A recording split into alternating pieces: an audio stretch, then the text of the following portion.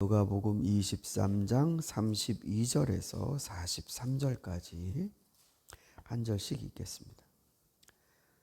다른 죄수 두 사람도 예수와 함께 처형장으로 끌려갔다.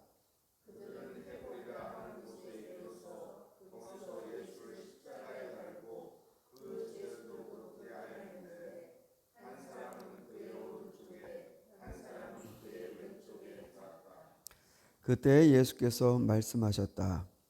아버지, 저 사람들을 용서하여 주십시오. 저 사람들은 자기네가 무슨 일을 하는지를 알지 못합니다. 그들은 제비를 뽑아서 예수의 옷을 나누어 가졌다.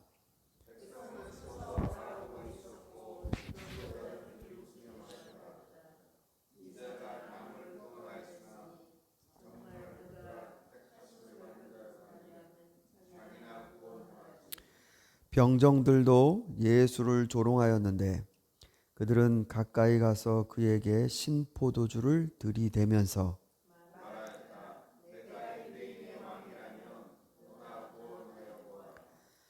예수의 머리 위에는 이는 유대인의 왕이다 이렇게 쓴 죄패가 붙어 있었다.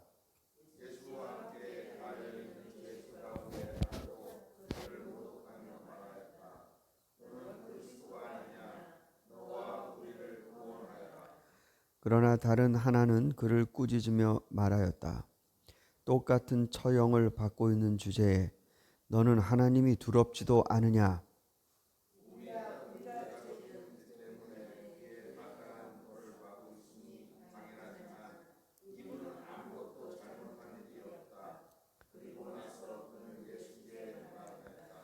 예수님, 주님이 주님의 나라에 들어가실 때에 나를 기억해 주십시오.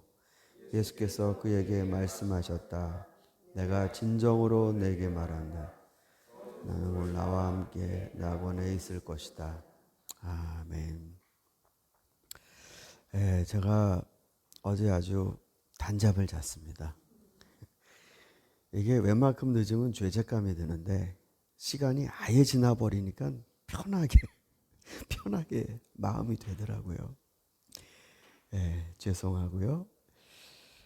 오늘 우리 이 본문의 말씀은 사실 마가복음에도 있는 말씀이지만 이 두 강도와 함께 예수님이 십자가에 달리신 이 사건은 다른 복음서에 조금 더 마치 현미경처럼 자세히 기록이 되어 있습니다. 예수님은 육신의 고통만 받으신 게 아니라 십자가에 달리신 후에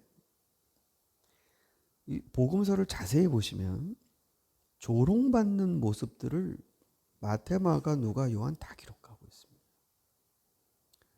그러니까 예수님 십자가에 올라가신 다음에 거기에서 그냥 피와 물을 쏟으시고 돌아가셨다. 이걸로 끝나는 게 아니고 십자가에 올라가신 다음 사람들이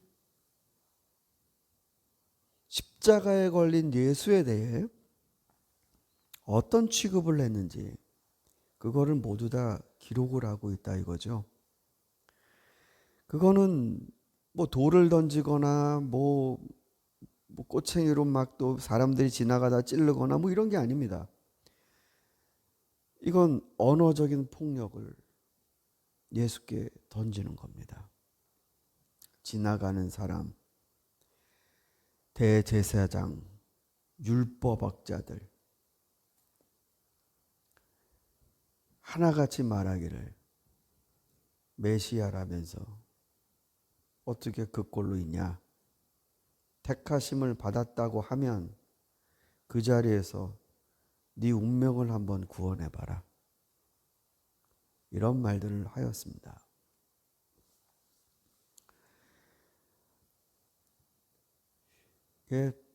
잘 모르면서 무서운 말을 던지는 경우들이 많이 있죠. 제대로 알지 못하면서 내가 가지고 있는 그 스냅 사진으로 영화 찍듯 얘기하는 게 또 우리들의 인생에 약점 아니겠습니까? 모르면서 말을 하지만 예수님이 이렇게 말씀하셨습니다. 마지막 드리신 기도죠. 이게 최후의 기도라고 생각이 들어요.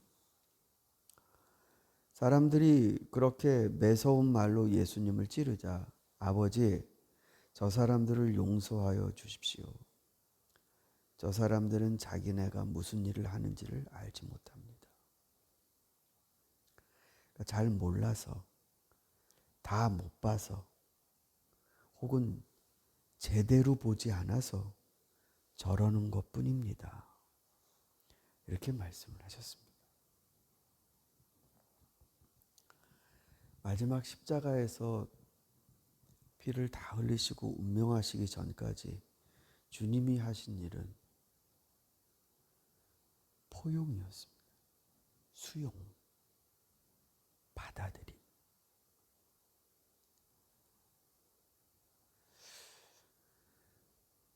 사실은 이 십자가 지시기 그 전에까지만 해도 요한복음에 예수님의 대제사장적 기도라고 17장부터 이제 나오지 않습니까? 거기를 보면 이제 아버지께서 부르신 사람들은 이제 다 제 말을 들었습니다. 그러면서 마치 그 본문을 읽으면 하나님 음성 들을 사람은 듣고 안 들을 사람은 안 듣고 이제 자녀가 구분이 된 것 같습니다. 아버지, 이제 남아있는 사람들을 하나 되게 해주십시오. 아버지와 제가 하나인 것처럼 이들도 하나가 되게 하여 주십시오. 이런 기도를 드리신단 말이죠. 그런데 십자가에 올라가셔서 아버지, 세상에서 맡겨주시고 곧 또 저를 믿게 된 이 영혼들을, 하나님의 귀한 양들을 이 이리때 같은 세상에서 구원해 주십시오. 그리고서 기도하시고 마지막 숨을 거두신 게 아니라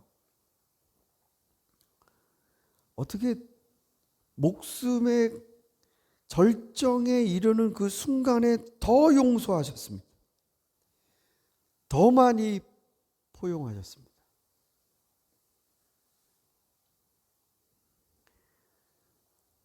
그리고 마지막 강도 왼쪽 오른쪽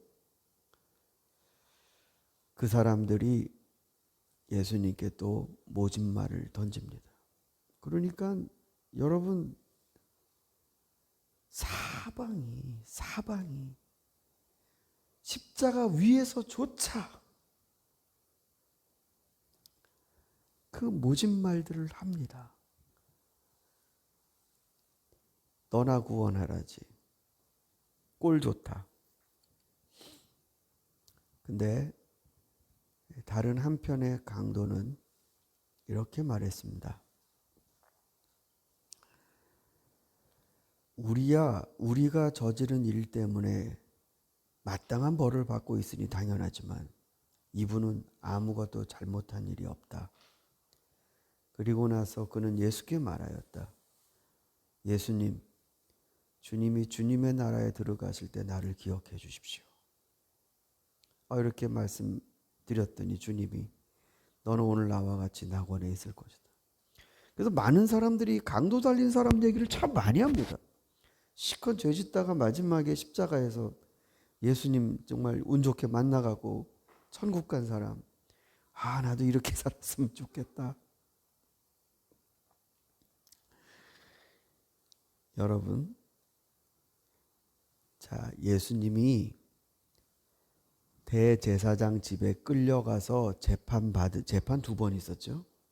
거기서 한 번 받으시고 빌라도 법정에서 한 번 받으시고 그리고 나서 십자가로 이제 집행으로 들어가는데 그 모든 과정에서 예수님을 변론한 사람이 있었습니까? 없었어요.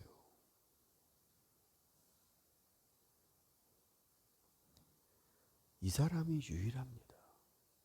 이 강도 만난 자에 이 사람이 유일하게 예수님이 그런 분이 아니다라는 걸 예수님 계신 데서 주님을 변론한 사람이에요. 나야 내 죄를 져서 이렇게 이 꼴을 당하고 이 벌을 받지만 이분은 주님이시다. 주님의 나라에 들어가실 때 나를 기억해 주십시오. 이 강도 만난 자가, 이 강도가 예수님을 마지막으로 변론한 사람입니다.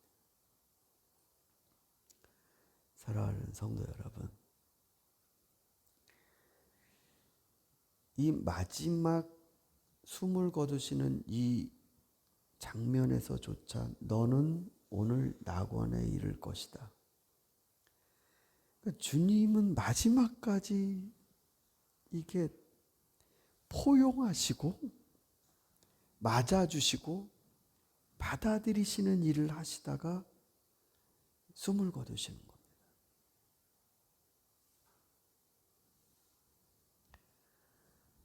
사랑하는 성도 여러분, 아픈 말이 많이 있지 않습니까? 아픈 말이. 그런데 우리가 잘못해서, 내가 잘못해서 그런 말 듣는 거야.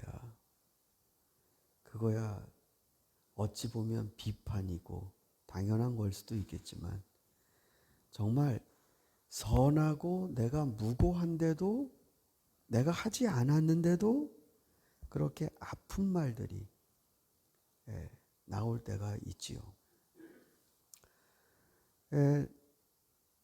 특별히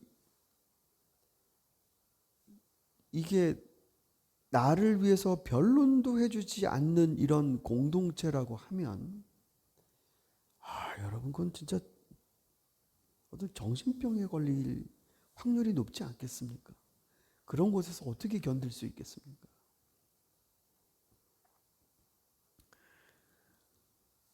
그런데 주님은 품으셨습니다.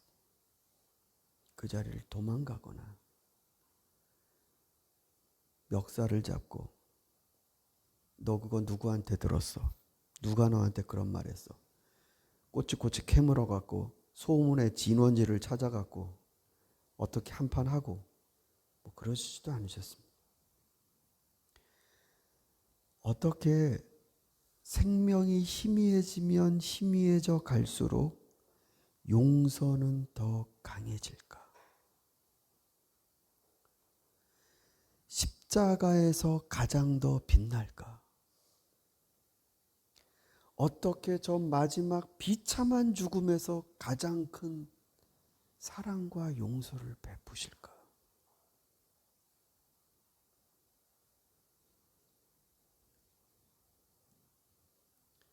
여러분들이 무고하고 전혀 그러지도 못, 여러분의 마땅히 받아야 될 비판이 아님에도 불구하고 그런 말을 들으신다면 감사하시고, 야, 내가 예수님이 하셨던 거 내가 한번 해봐야겠다. 요참에 딱 이 장면이 그 장면이네. 나도 하나님께 그렇게 기도드려 봐야겠다. 하나님, 잘 몰라서 사람들이 하나님 앞에 부끄러운 말을 하는 걸 용서해 주십시오. 이렇게 기도해 주는 성도라면, 글쎄요, 패스는 하지 않겠습니까? 그래도 우리 예수님 흉내 좀 냈는데. 저와 여러분 모두 이 마지막 십자가에서 더 크게 열어놓으시는 주님의 사랑, 가장 그런 게 나오기 힘든 자리에서 더 많이 받아주시는 주의 사랑.